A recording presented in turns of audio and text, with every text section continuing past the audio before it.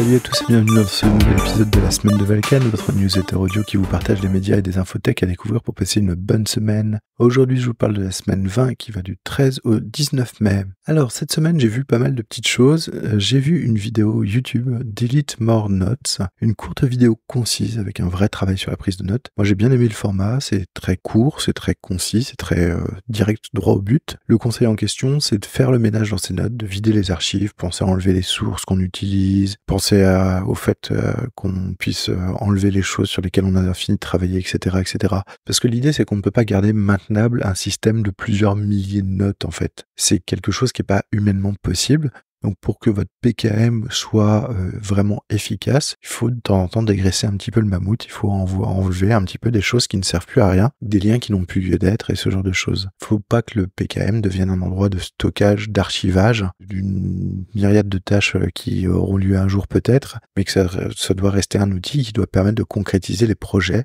sur lesquels vous travaillez grâce aux informations que vous avez dans vos notes en fait. J'ai assisté aussi à un webinaire donné par l'APEC qui s'appelle « Donne du sens à son travail ». J'ai trouvé que c'était un très bon webinaire sur la façon de trouver du sens, comment y arriver, bien rappeler ce que c'est déjà le sens au travail, que ce n'est pas forcément un effort individuel mais aussi un effort collectif, et j'ai beaucoup aimé les différentes citations et tout ça. Puis en plus ils ont fait une petite citation à David Graeber qui avait écrit le bouquin Bullshit Job, donc voilà, ça ne pouvait que me plaire. J'ai aussi participé à un autre webinaire qui s'appelle Management, comment appréhender la fonction de manager, donc toujours donné par l'APEC. Alors j'ai trouvé intéressant, mais quand même moins bien que le précédent. C'était un peu bateau, en fait. Il y avait des trucs un petit peu classiques, un petit peu bateau, etc.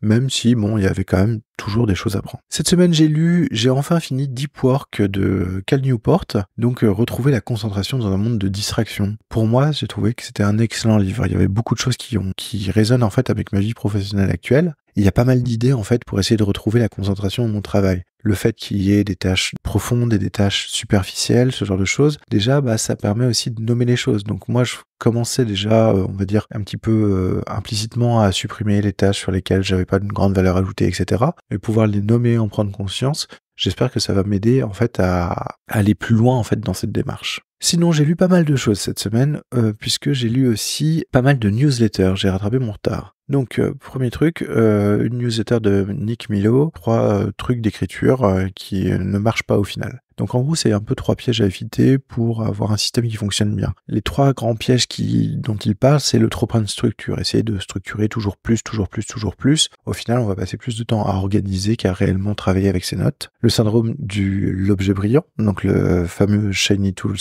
syndrome. Donc surtout dans Obsidian, c'est extrêmement facile, mais ne pas se projeter sur les nouveaux plugins qui sortent ou sur les nouveaux objets, les nouveaux logiciels de prise de notes, etc.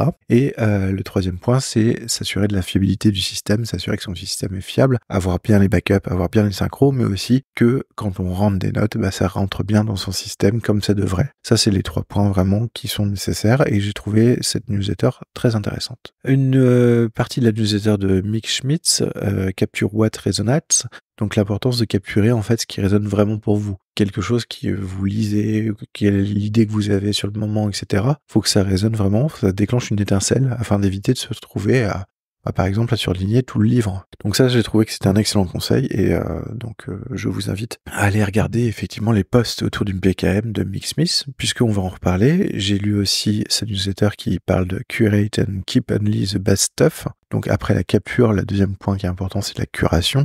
Donc l'importance en fait de trier un petit peu ce qu'on vient de prendre. Ça met l'accent sur la revue régulière de ses idées, de sa boîte de réception, de ses notes. Donc un peu ce qu'on peut retrouver en fait dans la méthode GTD de David Allen, de bien revoir hebdomadairement les choses.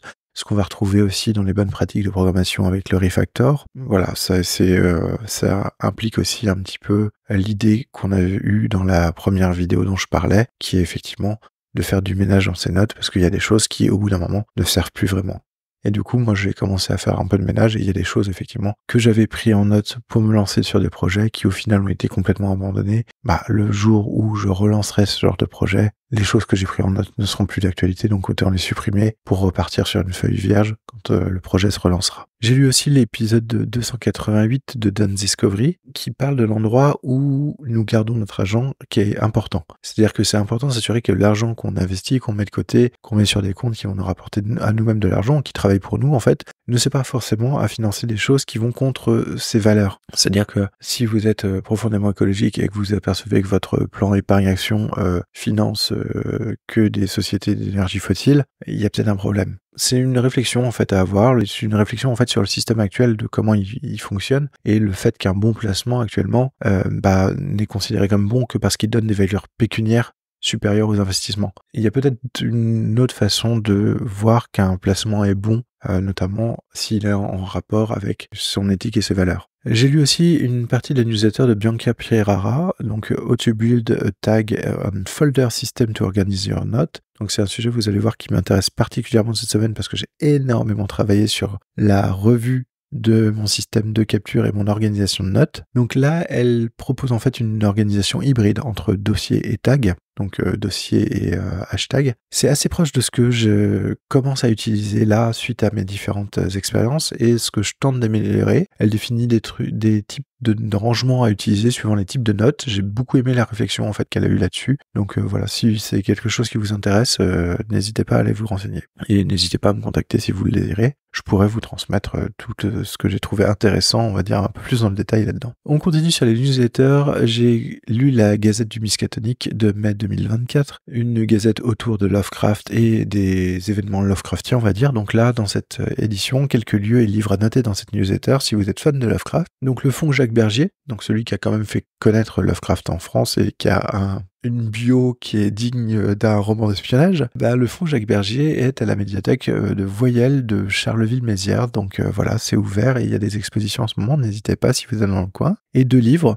La sonde et la taille, donc un livre plutôt sur du Conan, donc Robert Howard, un des grands correspondants de Lovecraft, et un livre qui s'appelle Pourquoi lire de la science-fiction et de la fantasy, donc que j'ai trouvé intéressant. Donc tout ça rejoint ma pile des choses à voir et à faire. On retourne sur une newsletter de Mike Smith qui parle en fait de la puissance d'Obsidian, mais aussi le côté fourre-tout de ce logiciel, et qui lui préconise en fait que pour le prendre en main, il faut déjà avoir une question bien définie. Qu'est-ce qu'on veut faire à ce logiciel? On va s'en servir pourquoi? Et en fait, ça m'amène personnellement une question. Doit-on séparer les différentes vaults Obsidian par différentes fonctions, ou doit-on essayer de travailler avec une seule vault, un seul ensemble de notes qui remplirait plusieurs buts?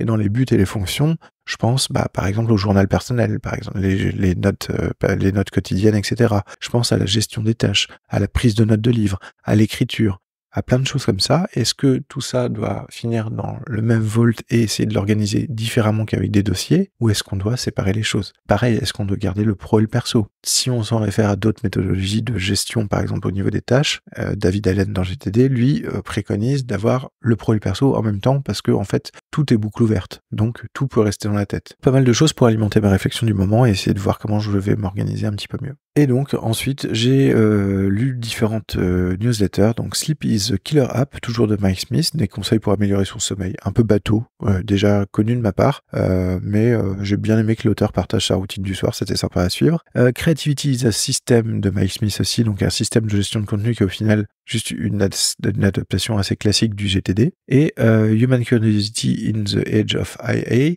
de Anne-Laure Lecunff. Alors Lecunff qui a beaucoup écrit sur le PKM et qui est à la base en fait des différentes catégories de preneurs de notes, donc l'architecte, le bibliothécaire, le jardinier, et Thiago Forte a rajouté l'étudiant dans cette dernière catégorie qui est un peu une catégorie fourre-tout, on va dire un peu entre les différents types.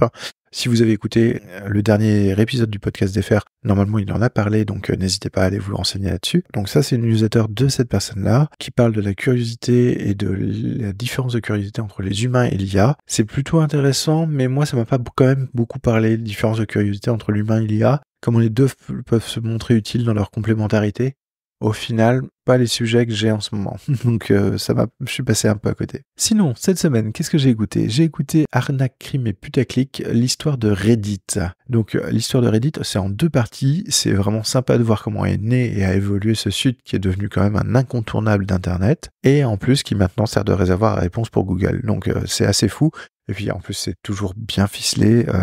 Cette émission raconte les choses de manière à ce que vous soyez vraiment accrochés. Donc il y a des anecdotes, il y a des choses incroyables qui se passent. Enfin bon, c'est toujours...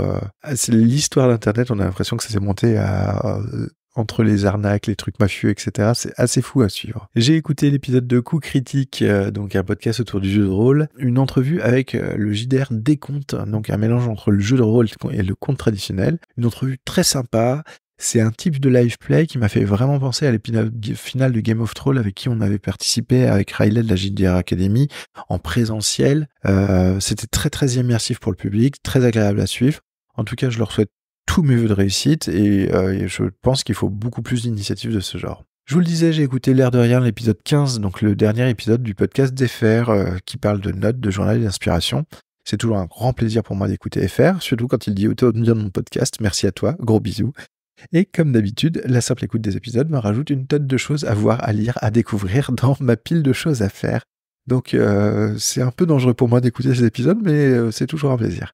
Cette fois, il parle de PKM, comme je vous l'ai dit, il parle aussi de photos, il parle de lecture de vidéos, donc allez-y, c'est toujours très intéressant. En tout cas, moi je sais que à chaque fois, ça me met plusieurs semaines à creuser les sujets. J'ai écouté l'épisode de Mana et Plasma sur Philippe Cadic, un podcast qui m'a donné envie de découvrir plus sur Philippe Cadic. Je me rends compte que j'ai vraiment lu peu de choses de cet auteur et que je le connaissais pas du tout sa vie, donc ça m'a donné un peu envie de creuser. J'ai écouté un épisode du podcast Science ou Fiction, La pieuvre a 3 cœurs et 9 cerveaux. Est-ce vrai ou faux ? Bonne question, non ? Franchement, je sais pas si vous vous souvenez de Trivial Pursuit des années 80, la boîte bleue, etc., etc. Il y avait exactement cette question. Et je sais pas si vous êtes déjà tombé sur cette carte. Moi, depuis, elle me hante, cette carte. Surtout que c'est dans mes souvenirs une des 2 cartes qui avait une erreur d'impression et sur laquelle on n'avait jamais la réponse. L'autre, c'était un truc du genre, quelle est la planète sœur de la Terre dans le système solaire ? Et il y avait une erreur d'impression, et donc la réponse était un chameau ou un lama, un truc dans le genre. Bref, rien à voir. Et donc, la pieuvre avec ses 3 cœurs et ses 9 cerveaux, il y avait la question, et je ne me souviens plus ce qui avait été mal imprimé, mais en tout cas, il n'y avait absolument pas la réponse. Et donc, voilà, je me suis toujours posé la question de savoir si c'était réel ou pas. Et ben, spoiler, oui, mais vraiment pas comme vous le croyez, allez écouter. J'ai écouté l'épisode de Tech Café Radio Café, épisode spécial et très très drôle de Tech Café. Je suis un peu déçu, j'avais cru comprendre quand même qu'on aurait 1 ou 2 chansons en français, mais en fait pas du tout. Alors peut-être pour une 2e émission de radio, c'est peut-être quelque chose qui se garde sous le coude. En tout cas, blague à part, le fait que tout était fait avec de l'IA et en local, c'est juste impressionnant. Ça montre à quel point cette technologie se démocratise de plus en plus et se rend de plus en plus accessible. Sérieusement, tout ça en local. Allez écouter, c'est juste, c'est fun à écouter, et ensuite vous réalisez que, mais en fait, on peut faire ça avec son ordinateur sans aucune autre connaissance que des prompts sur l'IA. C'est juste fou. J'ai écouté l'épisode d'Investir Simple, 11 astuces pour payer moins d'impôts, un court résumé de méthode d'optimisation. Alors j'ai écouté un peu par curiosité, l'épisode est bien fait, hein. Mais au final, c'est vraiment pas pour moi. Que ce soit les méthodes ou ce type de sujet, c'est pas pour moi. Et dernière chose que j'ai écouté, les podcasts de Dany, moi, mon étang et les grenouilles. Une sorte de podcast introspection de Dany. C'est reposant, c'est calme, c'est tranquille à écouter. Après, c'est pas forcément mon truc, mais une fois de temps en temps, pourquoi pas. Alors cette semaine, j'ai travaillé sur quoi ? J'ai travaillé sur mon organisation avec les tags. J'ai essayé plein de trucs, j'en ai mis dans tous les sens, j'ai refait complètement la façon dont je gérais mon organisation d'Obsidian. Je détaillerai ça dans des articles plus loin, mais en tout cas, j'ai essayé plein de différents plugins pour au final revenir sur l'application Fleeting Note qui se synchronise avec Obsidian dans un dossier, des propriétés et 2 plugins qui font vraiment bien le taf, DataView qui permet de faire des requêtes sur ces notes et donc de prévoir en fait des requêtes qui vont faire des tableaux avec certains critères, et pour gérer ces critères, quelque chose qui va m'aider à gérer donc les propriétés, donc la partie metadata des notes, hein, qui est écrit en YAML dans Obsidian, donc vraiment les propriétés, ce qu'ils appellent les propriétés des notes, bah c'est metadata de menu, et alors là, je crée des classes de différentes notes, je les applique, ça applique les métadatas, ça me permet d'avoir des listes prédéfinies, ça me permet d'avoir des méthodes de calcul. Bref, vous trouvez que je suis allé loin? Franchement, par rapport à ce que je vous raconte, par rapport à toutes les expériences que j'ai menées avec les différents plugins, Project, Loom, Set, testé tellement de trucs. J'ai testé des plugins en bêta en installant Brat qui me permet d'utiliser des plugins bêta qui sont pas encore testés, qui sont pas encore officiels, etc. J'ai vraiment testé plein de trucs. Je suis revenu à ça pour essayer de rester sur le minimum de plugins, sachant que j'utilisais déjà DataView pour d'autres choses et Metadata Menu aussi. Donc je voulais vraiment rester sur le minimum de plugins pour pas plomber les performances d'Obsidian et pour pas rajouter encore des couches et des couches et des couches à l'oignon. J'ai aussi travaillé donc sur l'article de la semaine qui est l'art de tisser les liens. J'ai eu cette idée d'article pour vous expliquer un petit peu pourquoi les liens entre les notes c'est très important. En écoutant un petit peu ce qu'Efer avait raconté dans son dernier podcast, il parlait des jardiniers, des architectes, du fait qu'on pouvait être un petit peu les deux sur la façon de prendre des notes, et il passait sur le fait que les jardiniers utilisaient beaucoup de liens pour essayer de retrouver les choses. J'ai voulu vous partager un petit peu, moi, ce que je fais et comment j'approfondis un petit peu ça, parce que je me ressens plus jardinier sur certains aspects, en fait, dans la prise de notes, même si au niveau professionnel, je suis obligé de faire un cadrage qui fait plus penser à de l'architecte. Mais bon, je vous explique quand même comment moi je gère mes notes de manière personnelle, et pourquoi en fait les liens et les liens bidirectionnels dans Obsidian sont importants pour moi. Cette semaine, j'ai testé PocketBard qui m'a été recommandé par Control-Alt-K, un ami à moi. Il m'a fait découvrir cette petite appli qui est vraiment sympa. À la base, c'est une petite appli qui permet de mettre de l'ambiance sonore à une table de jeu de rôle. Vous choisissez une ambiance sonore, vous réglez à peu près l'intensité du truc, vous pouvez rajouter de la météo, vous pouvez dire le mode, est-ce que c'est de l'exploration du combat, etc. Vous pouvez rajouter différents effets sonores, soit récurrents, soit one-shot. Et vous pouvez laisser votre téléphone diffuser la musique et appuyer de temps en temps sur un bouton pour donner un effet one-shot. Mais en gros, vous avez votre musique pour les scènes que vous voulez gérer en jeu de rôle. Et franchement, c'est génial parce que ça tient sur le téléphone, ça marche tout seul, nickel, quoi. Pas besoin d'avoir une playlist monstrueuse. Alors c'est toujours plus sympa, effectivement, quand même, quand on prévoit des scènes dans un scénario, d'avoir des musiques qui collent vraiment à la scène, etc. Un peu de travail de recherche, c'est sûr. Mais si vous faites une partie sur le pouce ou si vos joueurs partent complètement sur des scènes différentes de ce que vous avez prévu, peut-être que le temps de les remettre dans le bain, et puis surtout si vous avez prévu de la musique pour toutes vos scènes et que vous partez complètement en impro et que vous vous apercevez que vous avez plus de musique, ça permet de donner un peu de change aussi. Donc voilà, ça permet quand même de continuer à avoir ça. Et surtout, moi je m'en suis servi en fait comme application de bruit blanc pour la concentration au travail et pour m'endormir. Parce qu'en fait la partie élément météo, elle est vraiment efficace sur moi pour ce truc. Donc voilà, j'ai détourné un petit peu l'application de cette application justement. Mais voilà, ça m'a servi comme ça cette semaine vu que j'avais pas de partie de jeu de rôle en cours. Et sinon cette semaine du coup j'ai joué à Balatro, encore et toujours Balatro. Et alors là cette fois je suis désolé mais je suis complètement perdu pour la cause puisque sur le Discord de la JDR Academy, nous venons de lancer un tournoi sur Balatro qui va durer sur plusieurs semaines.